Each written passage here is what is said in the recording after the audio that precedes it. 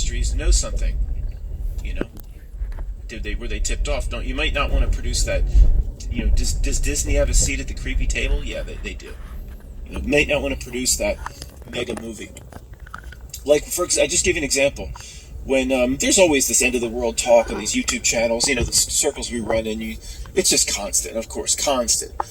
And I remember seeing one video, I guess, last year that was a little disturbing about something's going to happen, but I don't, you know, again, I just slough this off and go, how many times have we heard this? It doesn't bother me. Of course, because you've heard it a million times. No, there's an asteroid coming. Does it bother me? No. How many times have we heard this stuff? But then I think it was last year, and then I heard, oh, well, Disney's coming this summer with Sinbad. Wasn't it Will Smith with Sinbad last summer? It doesn't matter when it was, because this is the story. And I thought, oh, at least we have till then. Because, see, they wouldn't, Disney has a seat at the creepy table. You know, if anything was going to happen, they wouldn't be putting out Sinbad. See what I'm saying? They know. I mean, maybe, you know, Miramax, what could be part of Disney, but some of these smaller ones don't. But Disney has a seat at the creepy table. So if they're putting out Frozen 3, you could say, at least we have till then, before we all die. Not that we're all going to die, but you know what I mean. Just a funny way of thinking about it. So, guys, in the theme of they're out to destroy everything, you know, you might say it was trivial entertainment, like a movie or Star Wars or Star Trek. And we've talked about this many times, how the things that we relied on, at least for entertainment, but in many, everything across the board is being destroyed or degraded, or the frequency reduced, pushed down towards the pit. But I've talked about how Star Trek, Star Wars, all being destroyed. Not that there's a lack of creative talent to produce these movies. It's all being done on purpose. It's not the purpose of this video. But I can add one more to the list. Greg, who's Greg? Every time, who's Greg? Greg used to have a YouTube channel. He hasn't done much with it, and he is the number one person I bounce ideas off of. He helps me shape my thoughts. Okay, so that's who Greg is. He said to me, I don't watch much NASCAR, but I watch Daytona and some of the big ones. I'm just a fair weather fan. And for the last, 3 or 4 years, it's just like Daytona is just this group of cars all going around together. There's nobody weaving in it. It just looks so boring, and then there's a crash every so often. And it's just like they move together like the stars move. It's just, there's no racing. So Greg sent me this, hey, there's a channel that's showing NASCAR's greatest races 2003. And I'll get to the point. I know many people aren't a NASCAR fan, but this is the point I'm making here is interesting. If you want to stick with me just for a few more minutes. And I'm like, thinking, do I really want to watch an old race? But what else? What am I going to do? What am I going to do? I can't go to Studio 54 anymore like I used to do every night, or the Xenon Club, or whatever was in that Peter Stuyvesant commercial. So I checked it out, and I was like, it wasn't Talladega, but it was one of these big tracks from 2003. And I'm like, it was actually exciting. I was like, this is real racing. People going in and out, and I don't know, it's like, it just looked different to me. And so I called Greg back, and basically he says, well, yeah, NASCAR used to be huge back in the day. People are kind of moving away from it now. And they did this to it to destroy it, they did that to it. And I was like, that's something else. That's being another circus that people relied on, at least they could seek some entertainment from, another facet just being destroyed. And I said, well, NASCAR's not as popular as it was. He's like, no, people are complaining like crazy, it's being destroyed. So you were watching real racing in 2003, where now they can't because of this. And I'm thinking, well, that's similar to the NFL imposing their rules, all their replay. People hate the replay. If you interview the fans want replay to go away. Excuse me. The fans don't like anything about replay and all this, you can't touch a receiver as they go across the middle. So they're putting in these rules to destroy everything, which I know to anybody stumbling upon this video, well, they're putting in things that destroy their own revenue stream and their own profitability over time. Yes, because it's not about that if you understand the way this system really works. So it's a long way of saying, in this list that we're making here of everything that's being destroyed and degraded down to nothing, like the recent Doctor Who series, and that complete abomination of what was once a very interesting franchise, add NASCAR to it. And I didn't realize that was the case till last night. There's nothing that's on the other list saying it was once this and now it's so much better. Nothing, except with one exception. If we're keeping just in this mindless entertainment genre, there are some decent series to entertain people that come on Netflix or Amazon Prime. For example, I thought it would be just horrible. The Hunters with Al Pacino. He comes forth initially with this very, I don't know, like it doesn't suit him because you're not used to him speaking with a really thick Jewish accent, and it comes across very fake because you're not used to Al Pacino speaking like that. But then once you get used to it, it actually becomes it's a pretty decent. I mean, it's nothing. I mean, it's not Sound of Music, but in terms of we're so desperate for any sort of entertainment, The Hunters is actually not bad. It's stomachable.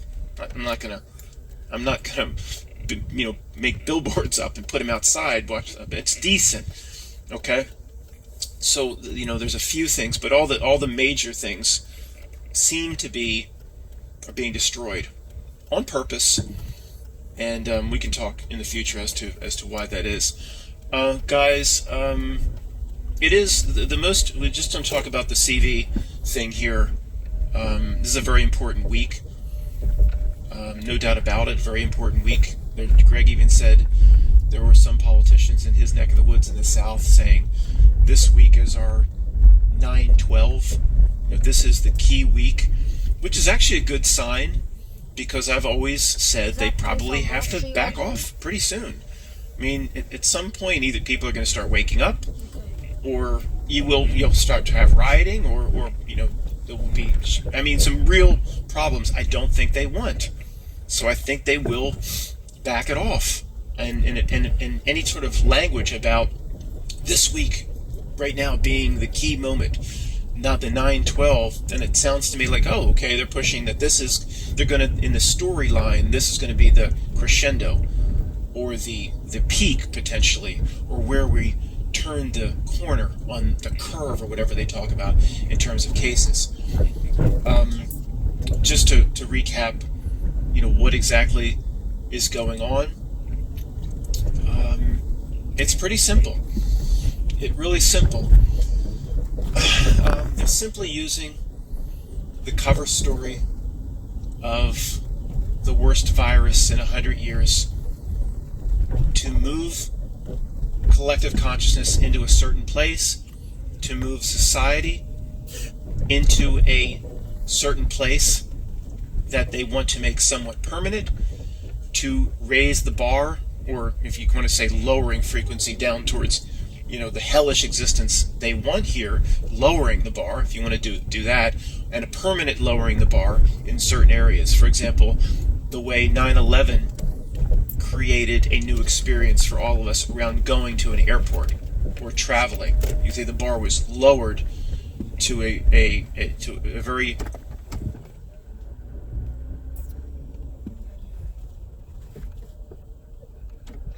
if they want to travel domestically or internationally. 9/11 did that.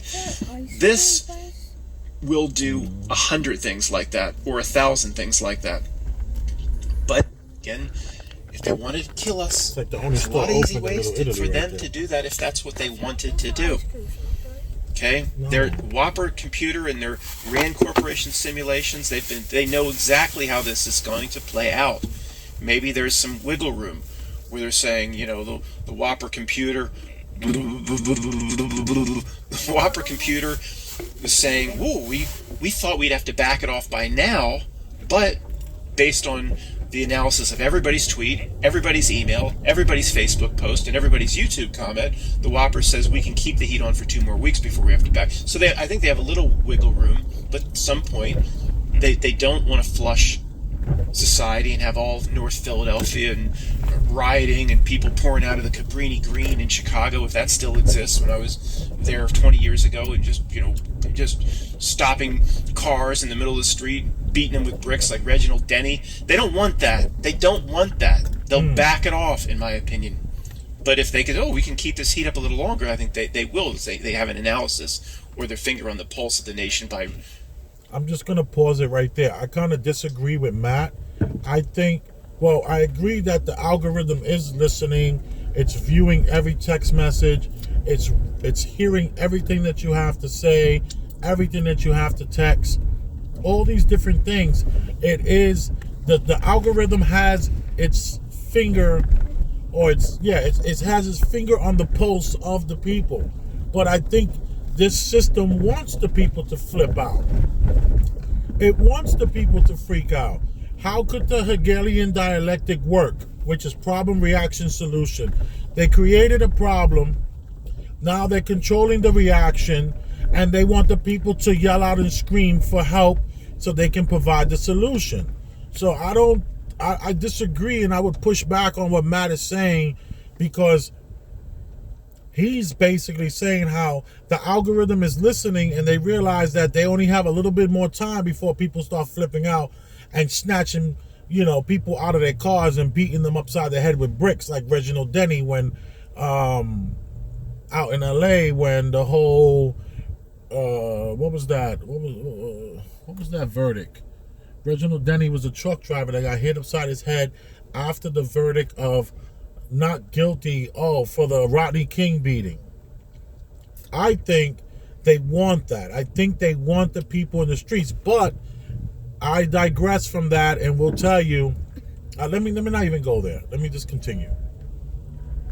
By feeding all of this millions and millions of bits of information, millions and millions of emails and pieces of information from tweets and Facebook posts into the Whopper computer. So it's very simple. They're using the cover story of a horrible, nasty virus. Is there something out there that's likely making people sick, whether it be something related to seasonal flu or something related to 5G rollout? The new... Yeah, that's the Audi RE. Yeah. They're open. And the cells kind of change a bit, and reject a little DNA or add a little RNA or whatever the body needs to do to cleanse itself. Yeah, there's likely... there's likely something making people sick. But it's certainly not even...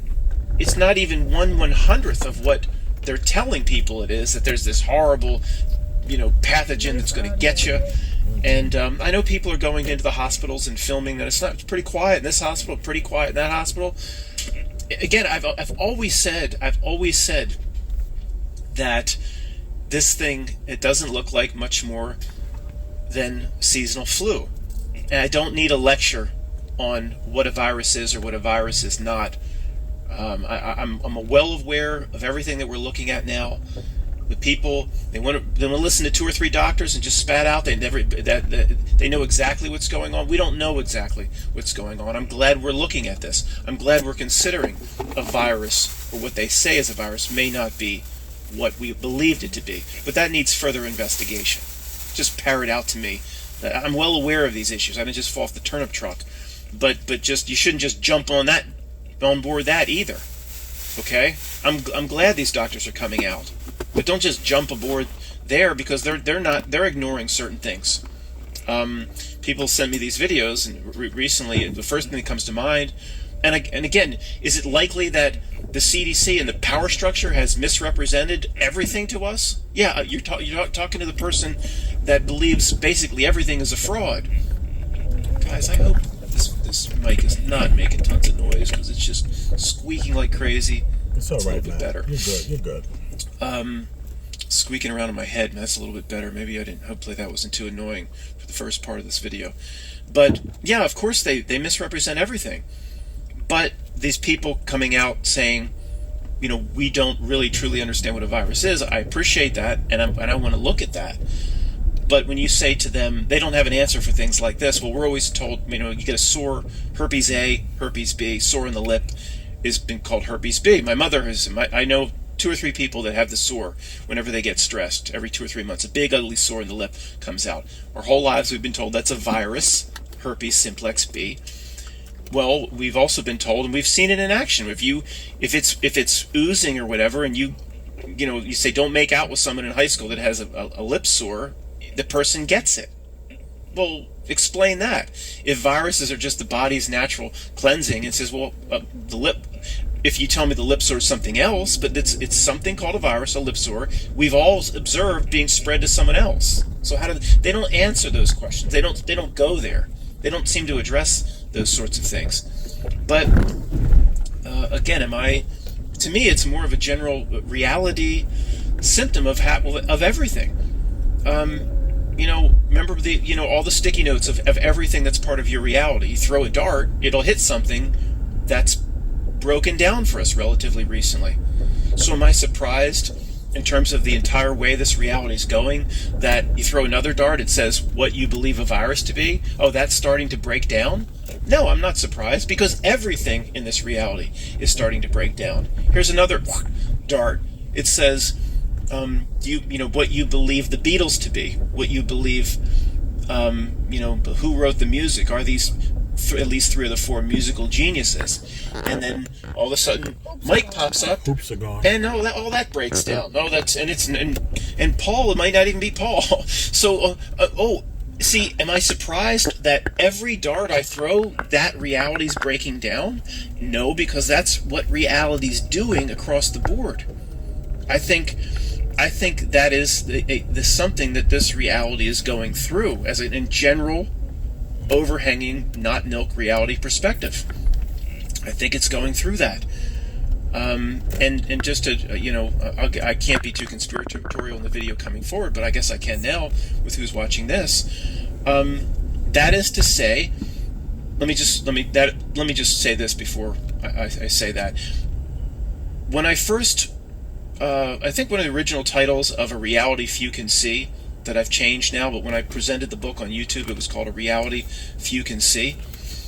Underneath, I think the tagline through most of it was, "The Matrix is on the verge of becoming real." And I've said in the past, I don't know why I wrote that. The Matrix is on the verge of becoming real. But the more I observe reality, the more that seems to be becoming true. For example, I will keep on the table that it's just not that I woke up to something and, oh my gosh, that moon landing is such a joke, which it is, but boy, I was so blind and I didn't see anything, and I was a child of the Matrix, and I believed everything that CNN told me, and now I've dropped all my veils, not all of my veils, we never will drop them all. I've dropped many of my veils, and now I can see all this. Oh, that's a joke. The way they're presenting that reality is completely absurd, blah, blah, we can see it all now. Not all, but you know what I mean. And that's likely what happened. But will I ever take off the table the big thinking that reality, remember the Matrix is on the verge of becoming real. The Not Milk and its minions are pushing reality into something else.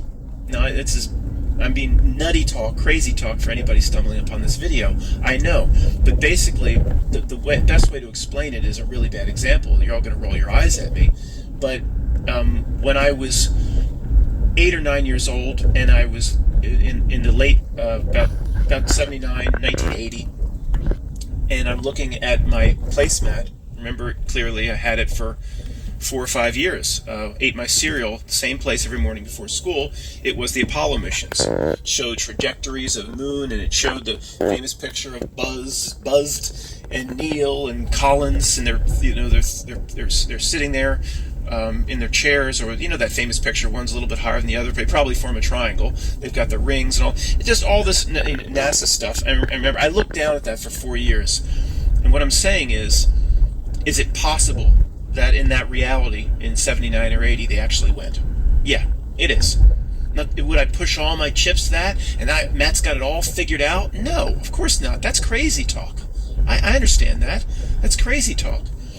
But even if it's not possible, and that's completely off, at least it's a way of thinking about reality. Not that, and it's a bad example because nobody probably could ever go anywhere. Nobody could get their little tuna fish can and fill it with liquid fuel and go up and go anywhere. Nobody goes anywhere, so it's a bad example. But just ignore all that. It's just like saying, it's just understanding what I'm saying. Okay, that is it possible in that reality? We actually went. And now, reality's been, they are massagers of reality. They work it, they knead it, they transform it into a very unnatural state. So what I'm saying is, from the right stuff, what Gus is saying here is, it's not about monkey. It's about, still a good movie, even though the entire basis of the movie is a fraud. Still a pretty good movie. Like some people can still watch Apollo 13, even though they know nobody goes anywhere in the Toadfish camp. But saying is, the Matrix is on the verge of becoming real. I just don't believe that even when I throw a dart into anything and, that hit, pick a topic. The reality of what they tell me through the Ministry of Information is not the way it really is, and we know that. I don't believe that was always the case for everything. I believe it's possible that this stuff reality actually is changing. If you're a Mandela affected person, you can't roll your eyes at this. You've seen it happen right in front of your eyes. Where it's not like, they were all lies and now we just caught them and everything. I'm saying it's possible. A lot of it could have been true, or the official story was the way it works. Where now, through a complete erosion of reality, they've bastardized everything, they've adulterated everything, they've muddied the waters and everything, they've put their sick spell on everything, they've reduced it, they've lowered the frequency down towards their hellish place. That this shit is, none of it's real now, where some of it potentially.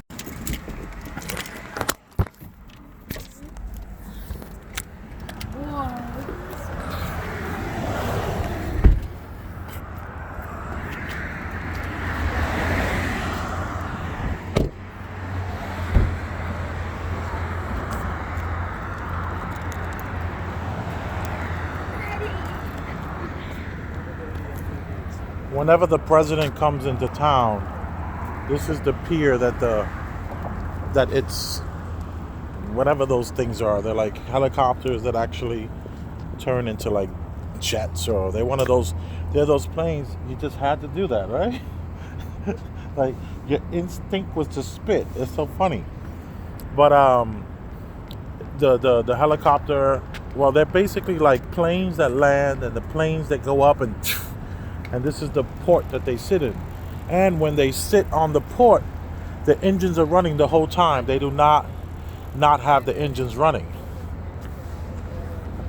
And this is the area here, Camel Toe City. But take a look at the.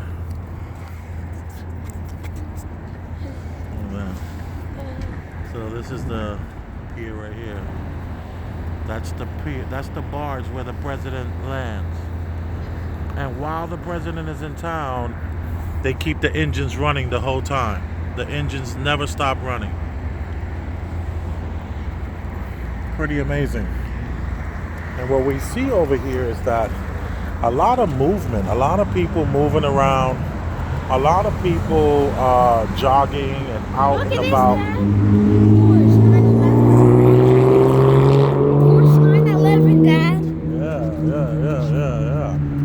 And what we will find is that there's still tons of people moving around. And why are they moving around? Is it because they're just rebels trying to take over, or just trying to have anarchy to some degree? I don't think that's what it is. A lot of the people that live here live with roommates.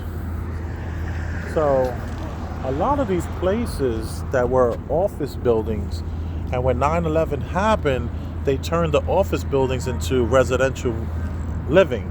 And a lot of them just cannot stand their roommates. They're only together so that they can live downtown.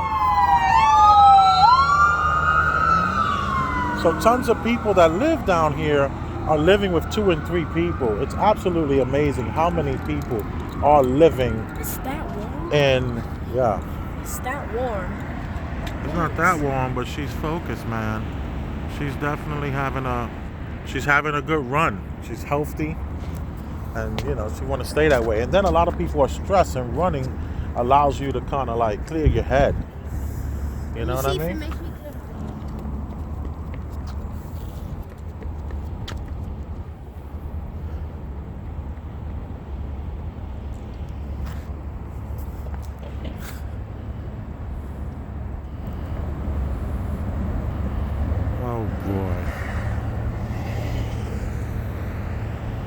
goes my Hyundai Santa Fe. The back is a little low because of all the stuff I got back there.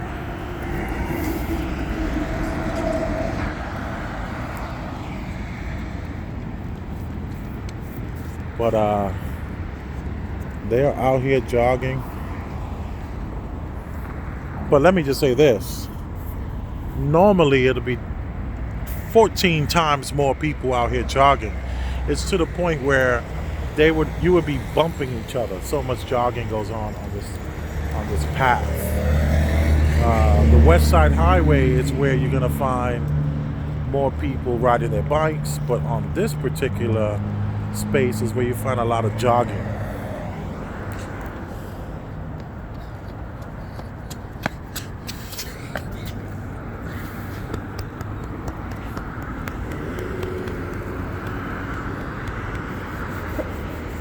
How was your run? Good. It Kind of cleared my head. It kind of cleared your head. So imagine if you do 3 miles. No. Slow down.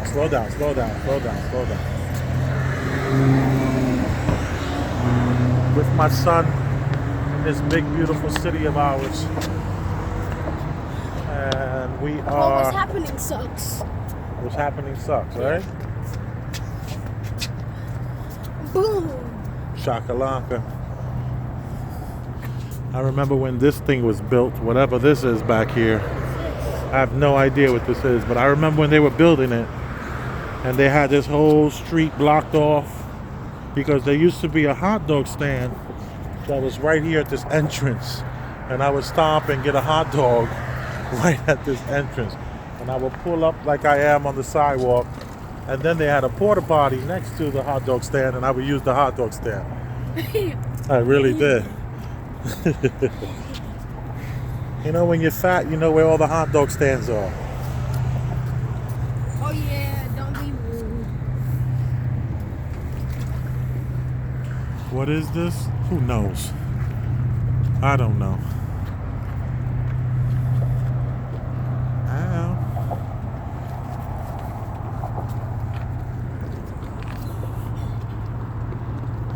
He was trying to...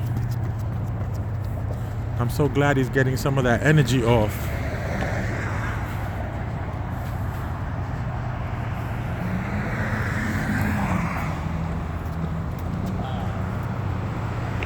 Jump in, buddy.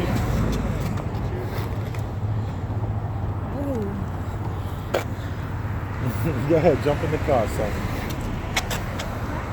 That's just the water from out there kind of moving its way in. So that's what that sound was.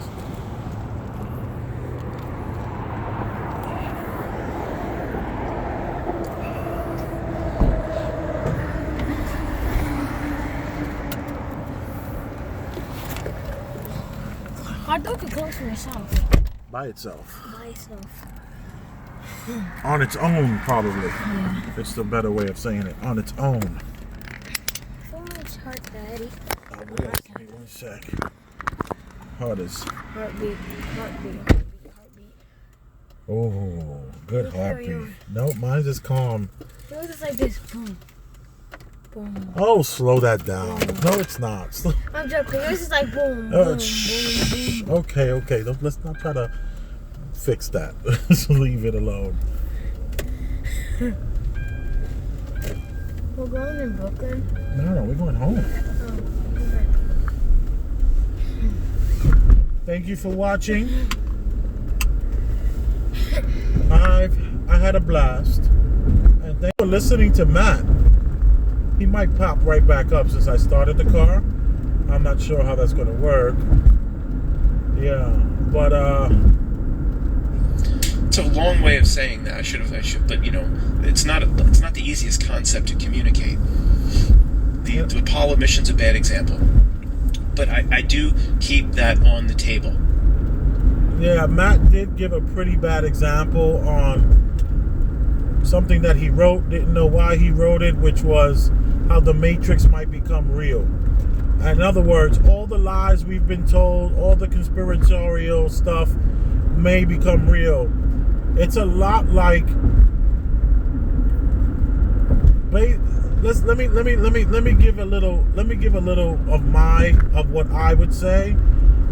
Is that I've been known to say stuff like the earth is round, flat, inner, concave, octagon, all at the same time.